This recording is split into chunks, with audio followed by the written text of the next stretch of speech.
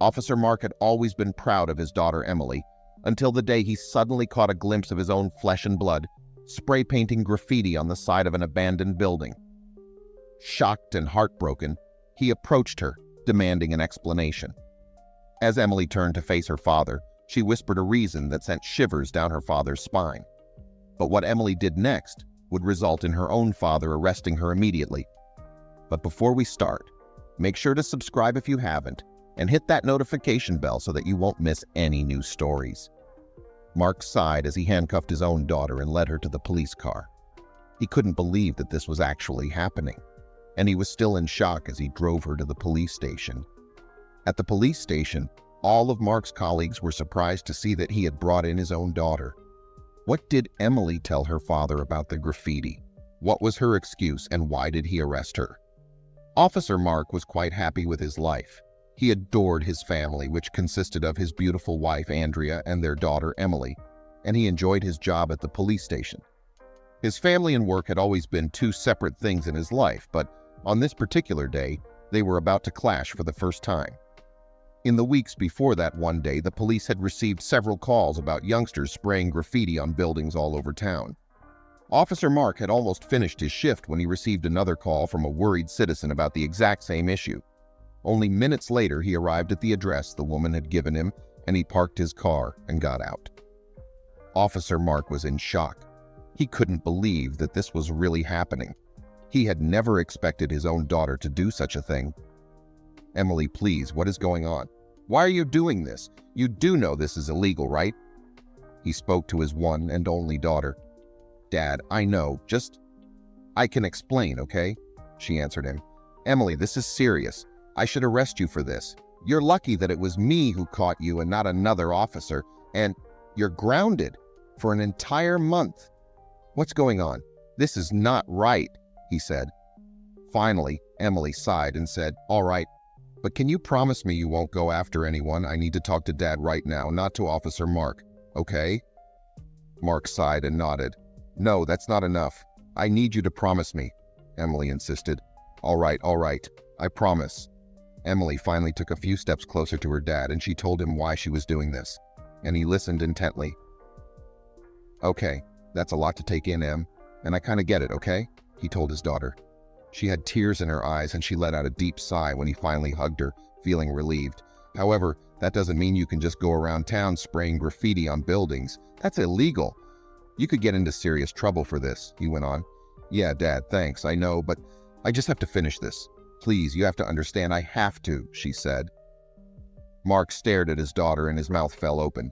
Was she being serious right now? He thought he had been clear, but sure enough, she turned around to face the wall, shook the spray can, and held it up, ready to finish what she started. With a trembling hand, Officer Mark reached out, snapping the cold handcuffs around Emily's thin wrists. With a careful touch, Mark opened the patrol car's rear door, guiding Emily to take a seat. The surrounding noises of the city felt distant as he awaited her response, hoping to bridge the widening gap between them. Under the dimly lit entrance of the police station, Mark's footsteps echoed as he led Emily through the cold, silent hallways. As Mark transferred Emily into Daniel's care, their exchanged glances spoke of the unique and challenging situation at hand. Pulling Daniel slightly to the side, Mark whispered, "Make her understand the severity of this. I need you to be stern." Interrogating a friend's child was not an assignment he ever envisioned, and the internal conflict was evident on his face. In the adjacent room, Mark settled uneasily behind the one-way mirror. Daniel leaned forward, hands clasped, piercing the distance between them. "Emily, we need the truth, not just for the record, but for your future." His voice was both an inquiry and a dare. As Emily began her account, there was a familiar cadence in her words. She spoke of the pressure she felt, the need for expression, and the allure of rebellion that drew her to graffiti. Daniel's initial stern facade slowly dissolved as he listened. As Emily's story unfolded, he began to see the young woman not as a mere lawbreaker, but as a soul caught in the throes of youthful conflict and identity struggles. Tears glistened in Emily's eyes as she expressed remorse.